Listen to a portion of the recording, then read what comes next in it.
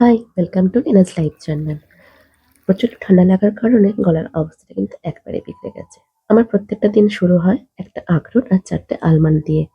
Doctor আমাকে বলেছিল bad কোলেস্টেরলটা কমানোর জন্য ওষুধ খেতে। কিন্তু আমি পাকামো করে ওষুধ না খাওয়ার বদলে বেছে নিয়েছিলাম এই গুড ফ্যাট আর রোজ ০.৫ ঘন্টা এক্সারসাইজ করে কিভাবে ন্যাচারালি এটাকে আমি ডাউন করতে পারি। তো সেটাই চলছে। এখন আমি যদিও ব্লাড টেস্ট করাইনি, আশা করি এটা আমার কমে যাবে। আর আজকে চলো তোমাদের সঙ্গে শেয়ার করছি শীতের সবজি বাগানে আমাদের কি লাগানো হচ্ছে। এখানে ছিল পালং শাকের বীজ আর ধনে, যেটা ধনেপাতা, যেটা আগে রাত্রিবেলা ভিজিয়ে রাখা হয়েছিল একটা ভেজা কাপড়ের মধ্যে। এখান থেকে অঙ্কুর বেরিয়ে গেছে, তারপর এটা মাটিতে ছড়িয়ে দেওয়া হচ্ছে।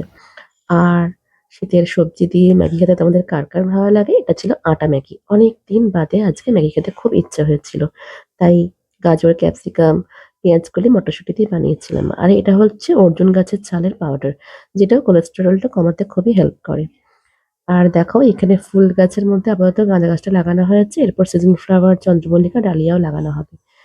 একজন কাকু আমাদেরকে হেল্প করছিলেন সামনের বাগানে ফুল গাছের চারাগুলো লাগানোর জন্য। আর মামা এখানে মেথি শাকের বীজ ছড়িয়ে দিচ্ছে। আর এখানে আরো লাগানো হচ্ছে বেতো শাক, পালং শাক আর ধনেপাতার বীজ তো ছড়ানো হয়েই গিয়েছিল। এই দেখো মেথি বীজ। এখান থেকে যখন শাকগুলো হবে, এই পুরো প্রসেসটা না আমার ভীষণ ভালো লাগে। এই বীজ ছড়ানো থেকে শুরু করে ছোট্ট, ছোট্ট গাছ। আর এটা হচ্ছে পুঁইডিং শাকের বীজ। তোমরা কারা, কারা চেনো আমি ঠিক বলতে পারবো না। কারণ আমাদের পূর্ব মেদিনীপুরে কিন্তু এটা খুবই কমন। কিন্তু কলকাতার দিকে আমি এটা একদমই দেখতে পাই না।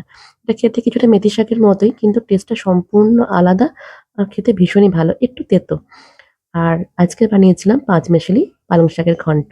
আর পাশের বাড়ি থেকে চলে এসেছিল অমাবস্যার দিনে কালীপুজোর প্রসাদ। সেখান থেকে একটু ছোলার ডাল দিয়ে একটু এই নানটা খেয়ে